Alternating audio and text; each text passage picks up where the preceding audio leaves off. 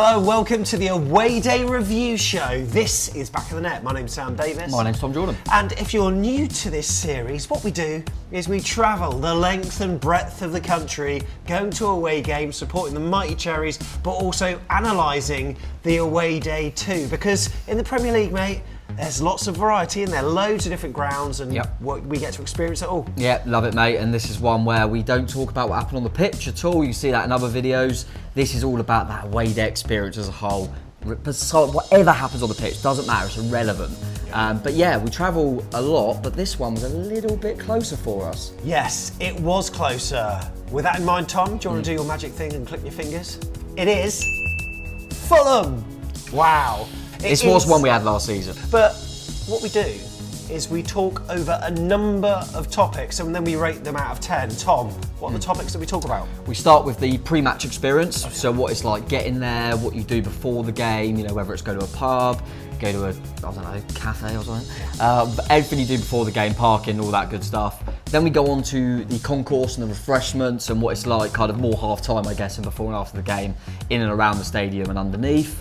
Then we talk about the stadium and the view. So what is the stadium like as a whole? What's it like to watch from the away end? And then we go into the atmosphere. What's that home fan atmosphere like? We know it hasn't been great this season so far, including ourselves, by the way, at home games. So then we talk about the people as well. The people of Fulham, of London, whatever, and we will try and get a few chats, don't we, as you'll see on the vlog from home fans. So yeah, what were the people like in general? And they're the categories we go over to. We do all that, and then we all get this little math and we don't. We just make up a rating and put you in a tier list. Yeah, and that tier list is on screen now. Pretty strong. You know what? That is strong. So you've had 4 in the series so far. This, of course, is episode number 5. The one that did the worst was actually one that we can't complain about. It's Man City, but with that in mind, mate, from bottom to top, talk me through these categories then. What a waste of petrol I'm seeing as the bottom one. That's the bottom one. We're hoping that won't be touched this season, obviously. Well, hopefully not. But that is literally like worst away day. Wish I didn't go basically. And then just above that is Mare Not the Best, and that's kind of, it's not as good as I thought it would be, a little bit disappointing. Then the middle, as you say, which Man City's in, it is not bad, it's can't complain. So it's exactly what I expected, pretty happy with it. And then if you're getting above that, you're going into top away day territory because you've got Decent Day, which Liverpool and Forest are in, which is, I really like that as an away day. And then right at the top, Newcastle in there, unsurprisingly really, that banging visit, everything put together, you just think that is what I want. So whereabouts will Fulham end up on this tier list? Within about 15 minutes, you will find out the answer. But it's something like 60% of viewers who are watching this aren't subscribed. It's weird, isn't it? Absolutely. Even if you're a Fulham fan, you're thinking, right, I'm just cut, which is fair enough, you don't want to see all the Bournemouth stuff, so I'm coming here to see how we did. Well, you want to subscribe because you want to see how you compare to others. Because Man City fans are probably really happy, and then they're thinking, we're actually lowest at the moment. Yeah. But, will that be one of the lowest? You don't know, so you've got to keep coming back. Fulham as well, we haven't looked. But obviously we went there last season and done a review on them in last season's away day tier, so it'll be interesting to see if there's much change, because I don't want to look at it because I don't want that to my judgment. So we'll see. Let's get into it then. We'll talk over the pre-match experience, getting up there.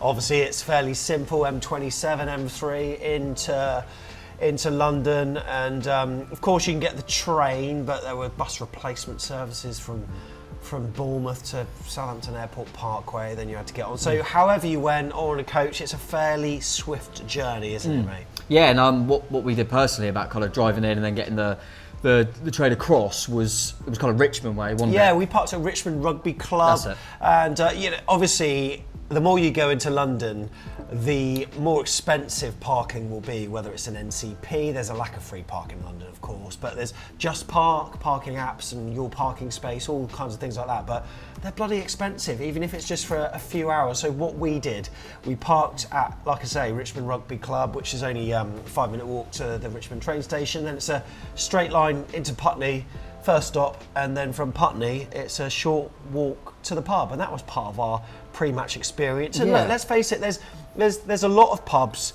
Last season at Fulham, I think they got full up very quickly because it was a Friday night or a weekday. It was a Friday night, which made it, obviously, people finishing work. It's not just your AFC Bournemouth fans that are going to be going to the pubs, but it's the 8 Bells usually, and the Temperance, the Rocket, which is the Wetherspoons on the other side, and they get busy very quickly. Seemed to be the case again this time around as well. So we used kind of that previous experience, didn't we? We kind of looked at it and thought, you know, I want to have a few drinks, have a good natter before the game. So we'll try and go somewhere that's maybe a little bit quieter. It was the Jolly Gardeners. That's it, Jolly Gardeners. Really nice pub, I thought. Yeah. Really nice. Pricey. Yeah, the London prices for sure. £7.20 for a pint of neck oil, mate. Oh, mate, I think it was about £8 for some halloumi fries. But yeah, so that was a little bit, but it's kind of, you go into it knowing that you're in London. But yeah, what we did, I thought was ideal, mate, in terms of getting there and stuff like that. We weren't walking for any more than 5 minutes, and you know, from a train to the pub, from the pub to the ground, so it was really, really good. And yeah, I did like the pub in general. As you say, prices weren't great. But yeah, the setting of the pub, they had the early game on, which was nice, easy to watch. We got a nice table, a few of us up there. So yeah, I was happy with it, mate. I'm always a little bit like, London's a bit of a nightmare, but I was pretty happy. Yeah, so some people got off the tube at East Putney, others the train station from Putney, which is on the other side of the bridge. But either way, 25 minute walk, pleasant walk actually, through the gardens alongside the river there. And one thing I've got to say, mate, one of the pubs, a flare went off.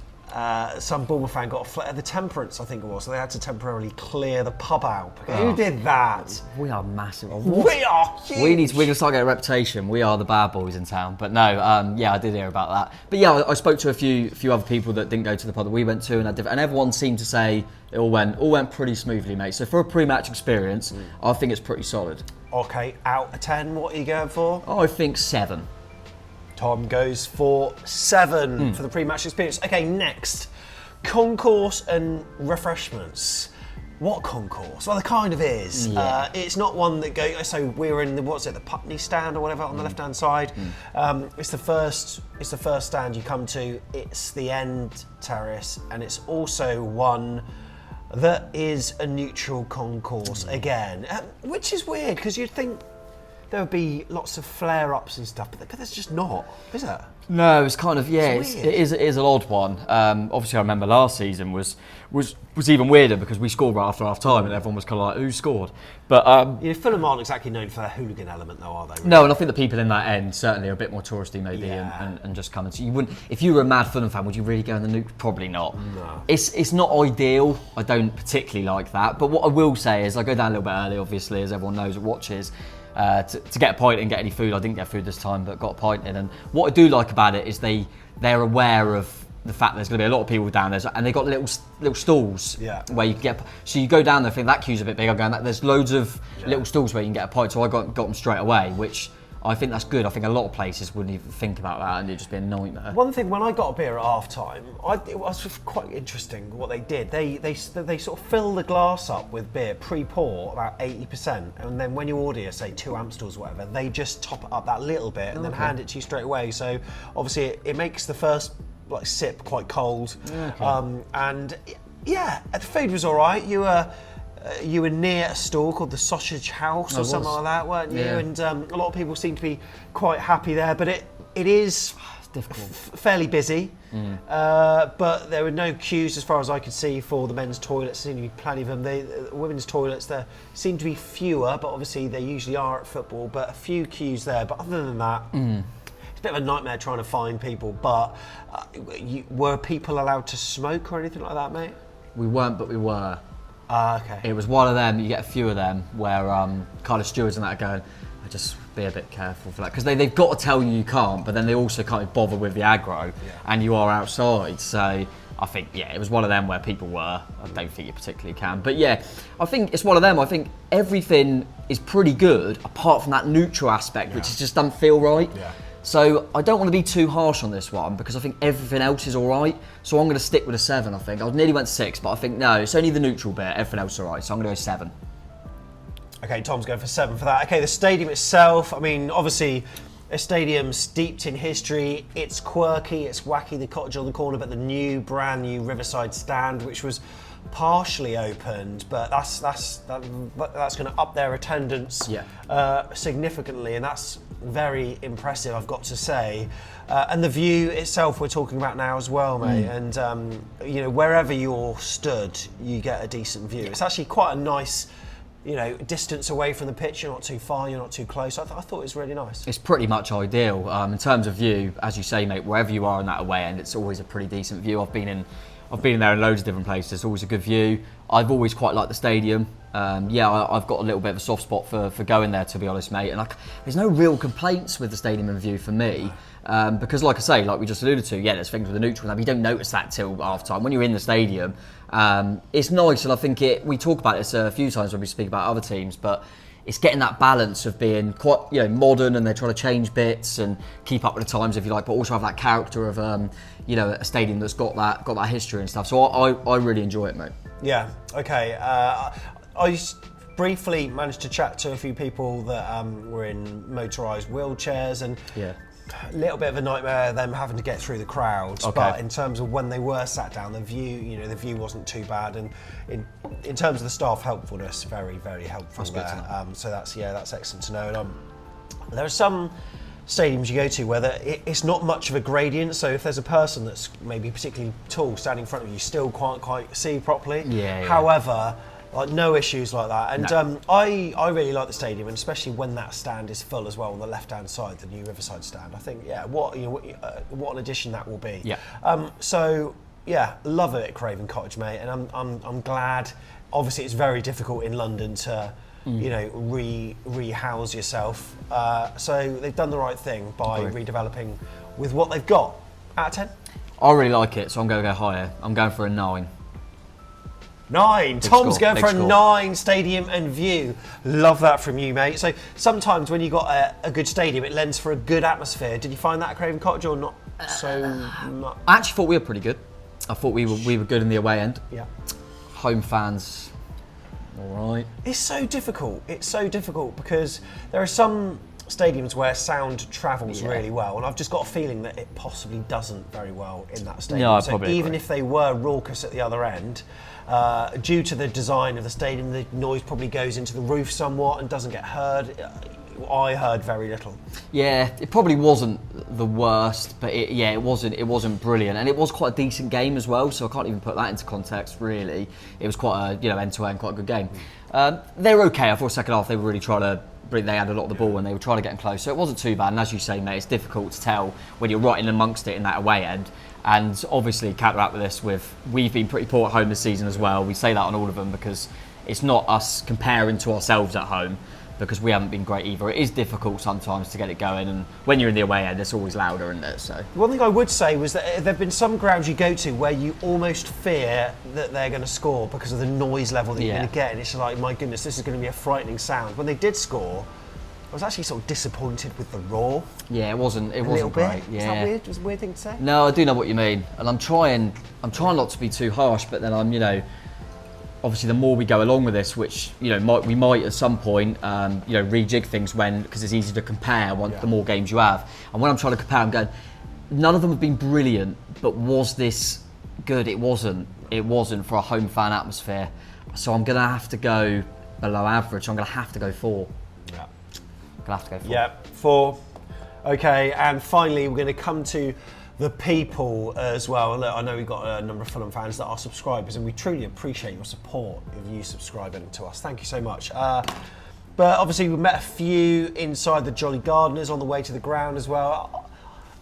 I think maybe they're easier to chat to now that we've both got something in common. I was just about to say exactly the same. I mean, last season we rejigged the categories a bit. If you only just started watching, and we wanted to add the people into one of the categories. But if we had done it last year, I'd have gone, God, they don't like us because we've got Parker there. Yeah. Now every time I was going in, because obviously I had the Bournemouth shirt on, hugging it out. Yeah, they were going, hey, we both got rid of him. Hey. Yeah. Like, it was really, really odd. So you can have a bit of a laugh about that, and I think we were both as well kind of going into it going, we're both doing all right, aren't we? Yeah. So I think there was that mutual kind of... that camaraderie. Yeah, and I think also we're probably a little bit trying to keep Forrest down there. We like that.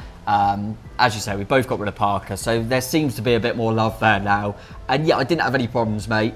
Probably didn't chat to as many as I have done up north recently, which I think you're always going to get a little bit. And when you're in London, it's quite hard to tell who's a Fulham fan and who's a tourist, all that stuff. But I didn't have any complaints. I mean, you spoke to a few on the vlog and stuff, and everyone seemed okay. You know what? There was a guy called, I think it was Steve, in the Jolly Garden. He was such a lovely guy. And sometimes I approach a person and say, look, I'm from a YouTube channel. Can I just have a quick chat? and kind of when they just realise it's me and a pokey little camera, they're like, oh, actually, go on then, it's fine. I've not got my production crew with me. And he was absolutely sound. Really kind of respected Bournemouth, and obviously we had the sort of a laugh and a joke about Parker. But yeah, really nice, really easy to chat to. And Fulham fans, I don't think they. How do I put this? They don't live and die by their football club like other teams do.